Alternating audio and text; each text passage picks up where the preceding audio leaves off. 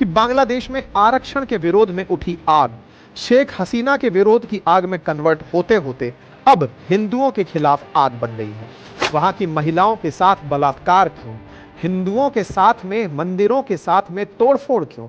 एक तस्वीर जिसमें भगवान की मूर्ति को बचाता हुआ एक प्रीस्ट दिखाई दे रहा है। साथियों, ये बड़ा दुर्भाग्यपूर्ण है। भारत की राजनीति को सोचने की आवश्यकता है। देश में निश्चित ही पंथ निरपेक्षता हो, लेकिन यह आवश्यकता है कि पंथ निरपेक्षता के मायने समझे जाएं। और इस्लामिक राष्ट्र घोषित करने का अर्थ है कि हिंदुओं की जो प्रॉपर्टी है उन्हें सरकार कभी भी अपने कब्जे में ले सकती है। बांग्लादेश में हिंदुओं को टारगेट किया जा रहा है। और तो और यहाँ पर हिंदू स्वामित्व वाली भूमि पर सरकार अपना एक कानून ले आती है और उस कानून में 60% हिंदुओं की भूमि ले ली जाती है। जिस पर दिनकर साहब की पंक्ति है कि क्षमा शोभती है उस भुजंग को जिसके पास गरल हो, उसका क्या जो दंतहीन विषहीन सरल हो। भारत के लोगों को सेक्युलरिज्म के दबाव में दबते हुए हिंदुओं के खिलाफ हो रही हिंसा पर चुप रहने की आवश्यकता नहीं है। अगर मुसलमानों के ऊपर कोई भी बात आ जाए और भारत की बात हो तो उनमें से कोई ना कोई बयान ये निकल आएगा, पाकिस्तान उनको लीड करता हुआ दिखेगा। साथियों, बांग्लादेश भारत के लिए बहुत बड़ी चिंता का सबब बनता चला जा रहा है। कारण आप सबको ज्ञात है कि बांग्लादेश में जिस प्रकार से आरक्षण के विरोध में छात्र आंदोलन शुरू हुआ, जिसके चलते वहां की प्रधानमंत्री को भारत में आकर शरण लेनी पड़ी, इस पर हमने पहले भी अपडेटेड सेशन किए हैं।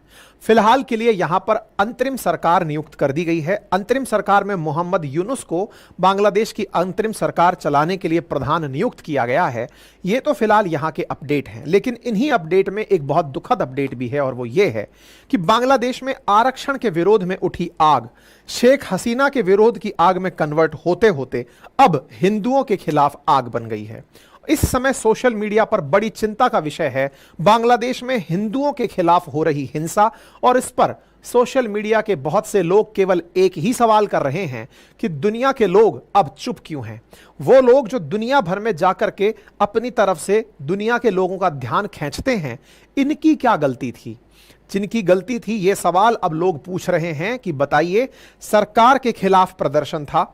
ऐसे में अपने ही देश के नागरिक, अगर देश बांग्लादेश है और उस देश के नागरिक वहां रह रहे हैं, तो उनके खिलाफ इस तरह का कायराना बर्ताव क्यों, वहां की महिलाओं के साथ बलात्कार क्यों, हिंदुओं के साथ में मंदिरों के साथ में तोड़फोड़ क्यों। ऐसी तस्वीरें साथियों बाहर आने लगी कि लोग इस समय यह सवाल करने लगे कि दुनिया वालों, आप एक संगठित रूप से बातें उठाते हो, लेकिन जब जब हिंदुओं के खिलाफ कोई हिंसा होती है तो मौन धारण कर लेते हो। लोगों के द्वारा बॉलीवुड सेलिब्रिटीज को, बहुत सारे पत्रकारों को, बहुत सारे मीडिया हाउसेज को, राजनेताओं को टैग करके पूछा जा रहा है कि आप अक्सर बोलते हुए तो पाए जाते हैं, आज मौन क्यों हैं। बांग्लादेश में इन हिंदुओं की क्या गलती है। इनका तो कहीं से कहीं तक भी कोई लेना देना आरक्षण की आग से नहीं था। इनका तो कोई भी कुछ किसी प्रकार का दोष नहीं था। अंत में यह संघर्ष पहुंचते हुए हिंदुओं को जलाने तक क्यों पहुंच जाता है। क्यों हिंदुओं के मंदिरों को निशाना बनाया जाता है। क्यों मंदिरों को इस तरह से तोड़कर मूर्तियों को छत विक्षत कर दिया जाता है। यह सवाल बार बार चीख चीख कर सोशल मीडिया पर पूछा जा रहा है। क्यों ऐसा हो रहा है कि इस्कॉन टेम्पल, जो कि खुलना डिवीजन बांग्लादेश में है, उसे तोड़ दिया जाता है, उसे आग की भेंट चढ़ा दिया जाता है। और बड़ा सवाल इस तरह से भी बनता है कि अगर यह संघर्ष, क्योंकि बहुत सारे ऐसे भी बुद्धिजीवी लिबरल बाहर निकलकर आए हैं जिनके बयान हैं कि हिंसा केवल हिंदुओं के खिलाफ ही नहीं, मुसलमानों के खिलाफ भी हो रही है। इस पर एक बड़ा सवाल यह निकल कर आता है कि माननीय, मंदिर केवल हिंदुओं के तोड़े जा रहे हैं। अभी तक किसी भी मॉस्क को नुकसान पहुंचाने की खबर दूर तक नहीं आई है। एक तस्वीर जिसमें भगवान की मूर्ति को बचाता हुआ एक प्रीस्ट दिखाई दे रहा है, यह दर्शाता है कि किस प्रकार से बांग्लादेश के अंदर हिंदुओं को सेलेक्टिवली टारगेट किया जा रहा है। और भारत के अंदर बैठे हुए बहुत सारे सेक्युलर प्रेमी, बहुत सारे ऐसे लिबरल्स जो अपने आप को ज्ञान देते हुए दिखाई देते हैं कि वो देश में समानता की बात करते हैं, आज मौन धारण करके बैठे हैं। शांति का पाठ पढ़ा रहे हैं कि नहीं, सब कुछ शांति रखने की आवश्यकता है। ऐसी आवश्यकता ना हो कि इस वजह से कोई क्रिमिनल, कोई भी कम्युनल वायलेंस फैल जाए। साथियों, अब एक बड़ी बहस यहां निकल कर आती है, और वो बड़ी बहस इस बात की है कि देश में जब जब सेक्युलरिज्म की बात होती है तो लोगों का कहना है कि हिंदुओं के पक्ष में बोलना कम्युनलिज्म है और हिंदुओं के खिलाफ बोल जाना सेक्युलरिज्म है। देश के अंदर एक नया ट्रेंड चलता आ रहा है। मतलब यह हालत हो गई है कि अब हमारे देश के बहुत सारे लोग कहीं ना कहीं उस धर्मनिरपेक्षता, उस पंथ निरपेक्षता की भावना को ही भूल गए हैं। उन्हें संभवतया इस प्रकार के पत्र जो सोशल मीडिया पर वायरल हैं, जिसमें हिंदू महिलाओं के द्वारा देश के बहुत सारे लोगों को पत्र भेजकर यह कहा जा रहा है कि हमारे साथ दुर्घटनाएं हो रही हैं, हमारे साथ बलात्कार हो रहा है, हमारे संपत्ति को नुकसान पहुंचाया जा रहा है, भारत सरकार इसमें इंटरफेरेंस क्यों नहीं दे रही। बहुत सारे ट्विटर हैंडल्स जो मैं आपके सामने यहां पर शो कर रहा हूं, इनमें फिलहाल के लिए हम किसी भी वीडियो को प्रमाणित तो नहीं करते, क्योंकि ये हमारी टीम के द्वारा नहीं, सोशल मीडिया के द्वारा शेयर किए जा रहे हैं। लेकिन अगर इनमें रत्ती भर भी सच्चाई है तो ये अपने आप में शर्म की बात है, और विशेष रूप से उन लोगों के लिए जो कि सेक्युलरिज्म के नाम पर कहते हैं कि नहीं, हम अगर इस तरह से बोलेंगे तो गलत होगा। अपने हितों के बारे में बोलना किसी भी प्रकार से सेक्युलरिज्म को नुकसान नहीं पहुंचाता है। यह विषय चिंतनीय है। मेरे प्यारे साथियों, बांग्लादेश का मैं आपको थोड़ा डेमोग्राफी बताता हूं। वर्तमान में बांग्लादेश की आबादी का 91% मुसलमान है और हिंदू यहां पर लार्जेस्ट माइनॉरिटी है, लगभग 8% के आसपास। लेकिन आजादी के समय 8% नहीं था। वर्ष 1947 में जब भारत पाकिस्तान का विभाजन हुआ, और भी पीछे लेकर चलता हूं, यह चर्चा लेकर चलता हूं मैं आप लोगों को उस समय की, जिस समय पर भारत का 1900 के अंदर विभाजन किया गया था। 1905 के अंदर जब लॉर्ड कर्जन के द्वारा बंगाल का विभाजन पूर्वी और पश्चिमी बंगाल में किया गया था, उस समय पर मेरे प्यारे साथियों लॉर्ड कर्जन ने पूर्वी बंगाल में हिंदू माइनॉरिटी में छोड़ दिए थे, और उस समय 30% हिंदू पूर्वी बंगाल जो वर्तमान का बांग्लादेश है उसमें हुआ करते थे। इवन जब 1947 में देश आजाद हुआ, जिस समय भारत और पाकिस्तान बने, तब भी 25% से अधिक हिंदू बांग्लादेश में रहा करते थे, यानी पूर्वी पाकिस्तान में रहा करते थे। पूर्वी पाकिस्तान से 1971 जब पाकिस्तान से बांग्लादेश बना, उस समय भी बांग्लादेश के अंदर मुसलमानों की प्रभाव के चलते हिंदुओं की संख्या धर्म परिवर्तित करने के कारण कम होती चली गई। उन्हें या तो मार दिया गया या उनका जबरन धर्मांतरण करा दिया गया, और इस यातना के चलते बहुत से हिंदू पलायन करके भारत में प्रवेश कर गए। उन्हीं भारत में प्रवेश किए हुए हिंदुओं के लिए भारत सरकार के द्वारा सिटीजनशिप अमेंडमेंट एक्ट लाया गया, जिसमें यह कहा गया कि जो हिंदू भारत के पड़ोसी देशों में पाकिस्तान, अफगानिस्तान और बांग्लादेश में धार्मिक हिंसा का शिकार हुए हैं, या फिर वो गैर मुस्लिम जिसमें हिंदू, सिख, पारसी, जैन, ये लोग जिन्हें गैर मुस्लिम होने के कारण हिंसा का सामना करना पड़ा और वो भारत में एंट्री कर गए, तो उन्हें नागरिकता दी जा सकेगी। भारत के द्वारा नागरिकता संशोधन अधिनियम जो लाया गया, उसका भारत की बहुत सी राजनीतिक पार्टियों ने अपने वोट बैंक के लिए विरोध किया, क्योंकि उन्हें कहीं ना कहीं ऐसा लग रहा था कि यह केवल सेग्रीगेट करने का तरीका है, हिंदुओं को और गैर हिंदुओं को पहचानने का तरीका है, मुसलमान और गैर मुसलमानों को पहचानने का तरीका है। क्योंकि भारत लोकतांत्रिक देश है और वोट में जिसका वोटिंग परसेंटेज ज्यादा है उसकी बात सुनी जाती है। संभवतया देश को अब यह प्रतीत होने लगा है कि नंबर गेम में जब जब इस प्रकार का संख्या बल देखा जाएगा, जिसका वोट ज्यादा है केवल उसी की बात सुनी जाएगी। हमारे देश में आज भी बहुत ही भयानक स्थिति है। स्थिति यह है कि एक तरफ जब पश्चिम बंगाल की मुख्यमंत्री ममता बनर्जी बांग्लादेश में आरक्षण विरोधी जब नारे लग रहे थे और बांग्लादेश में बहुत से लोगों के साथ जो शेख हसीना के समर्थक थे उनके साथ कुछ दिक्कतें हो रही थी, तो पश्चिम बंगाल की मुख्यमंत्री ममता बनर्जी निकलकर आती हैं और कहती हैं कि अगर कोई उनके देश में शरण लेने आएगा तो वो उसे शरण देंगी। उसके लिए तो उन्होंने अंतर्राष्ट्रीय नियम तक ताक पर रख दिए, क्योंकि भारत किसी भी शरणार्थी के कानून का साइन करता नहीं है, सिग्नेटरी नहीं है। उन्होंने देश के संघीय व्यवस्था का उल्लंघन किया, जिसमें केंद्रीय कानूनों पर यानी संघ सूची के विषयों पर कोई भी राज्य कमेंट नहीं कर सकता, लेकिन वो उस पर तो कमेंट की। लेकिन आज जब सीएए के रिलेशन में बात आती है तो वो उसका विरोध करते देखी जाती हैं। आज सवाल बड़ा उठता है कि आपके लिए ज्यादा जरूरी क्या है, उस देश से आकर आपके राज्य में बसने वालों के के लिए आपका बयान अब तक क्यों नहीं आया?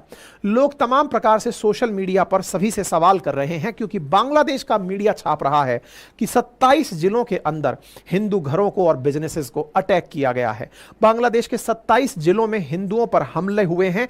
उनके अंदर बहुत और मतलब जो आम लोगों के साथ घटनाएं हुई हैं जो रिपोर्टेड संभवतया ना हो, लेकिन इसके साथ साथ एक बड़ा सवाल यह बनता है कि 140 साल पुराना राहुल आनंद के घर में आग लगा दी गई। ये एक सिंगर हैं और ये सिंगर काफी प्रतिष्ठित सिंगर हैं।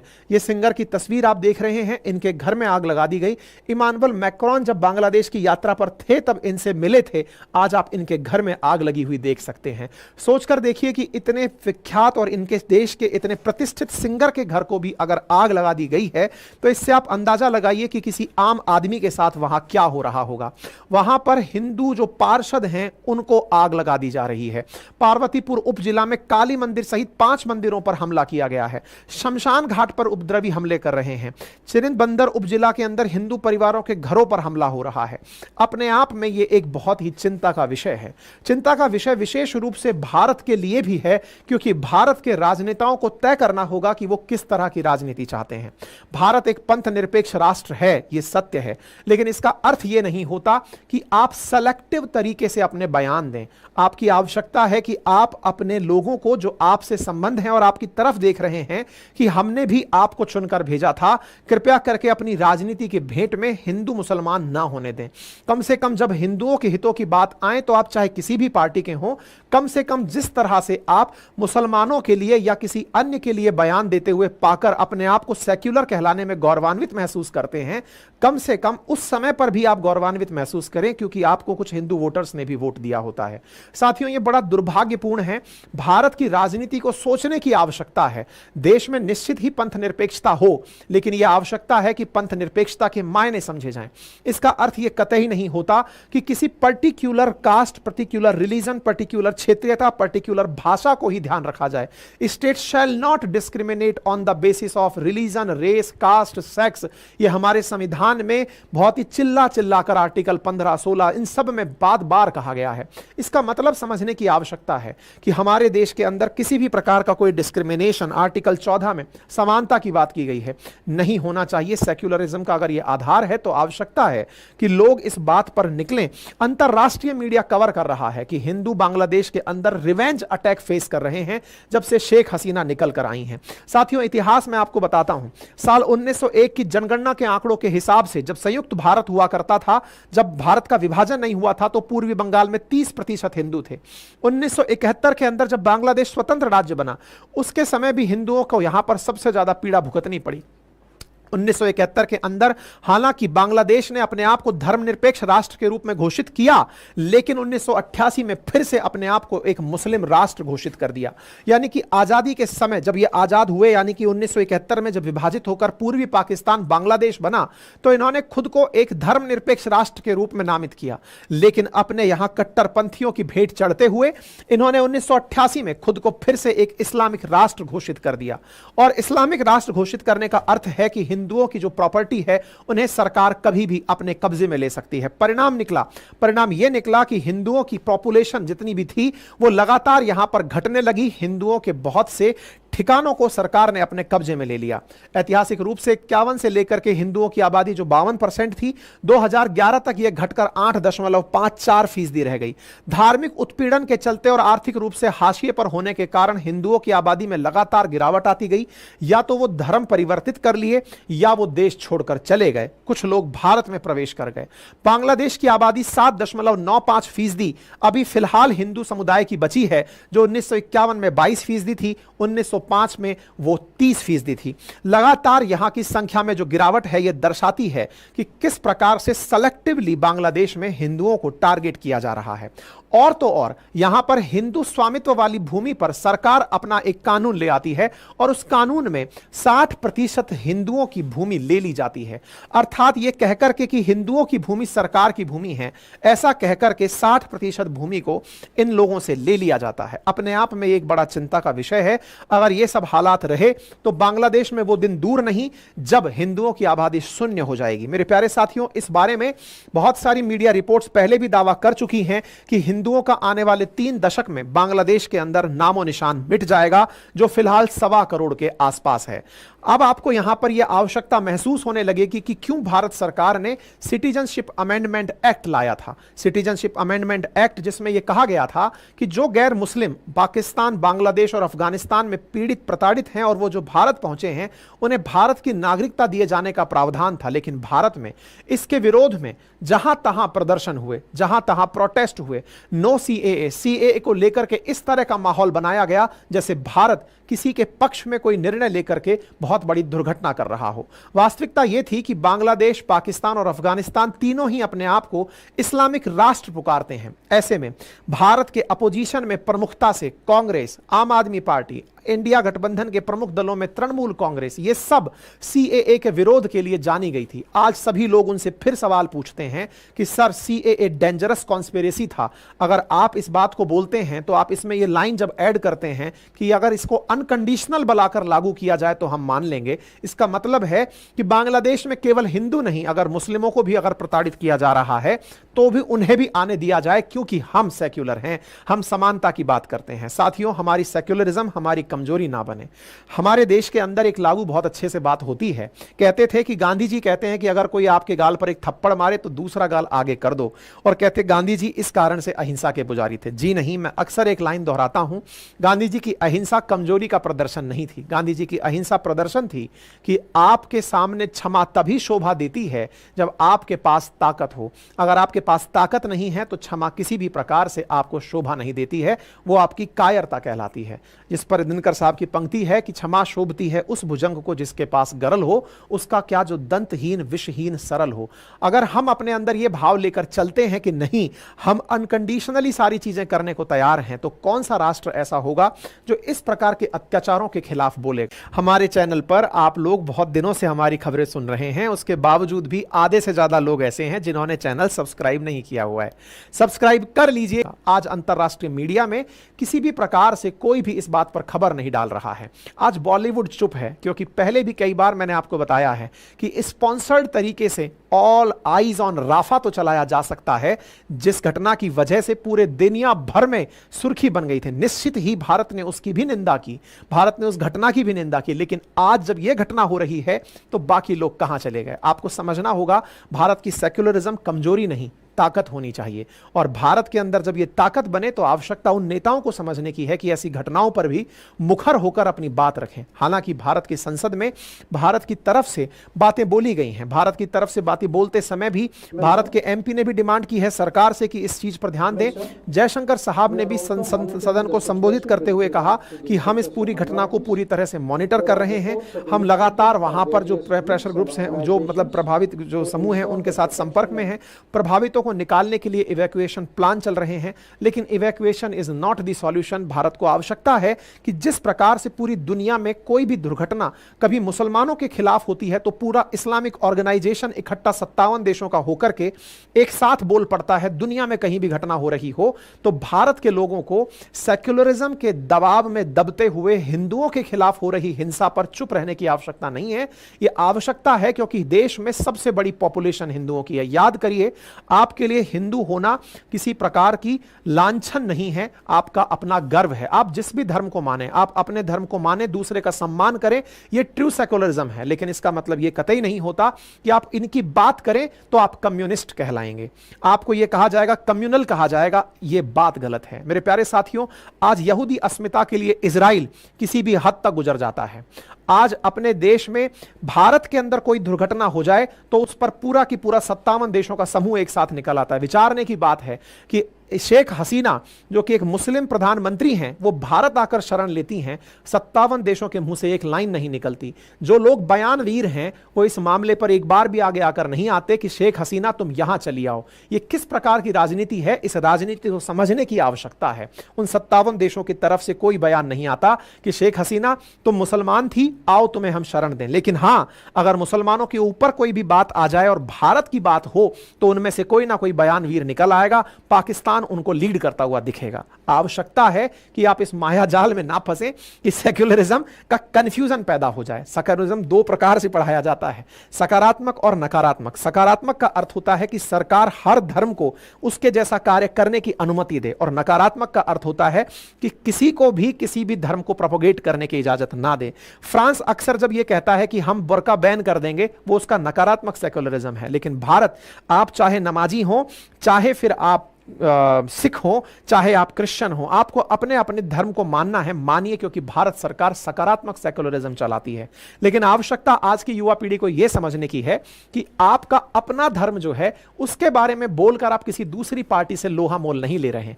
कई बार राजनीति में बटे हुए लोग ये सोचते हैं कि अगर हिंदुओं की बात कर दी तो ये बीजेपी के हो गए, और अगर हिंदुओं के खिलाफ बात कर दी तो कांग्रेस के हो गए। जी नहीं, ये कांग्रेस और बीजेपी आप ही से बनी है, आप ही के लोगों से बनी है। इसको राजनीति में मत जाने दीजिए, लेकिन जब बात समझने की हो तो उस पर आप अपनी राय रखने में बिल्कुल भी हिचके नहीं।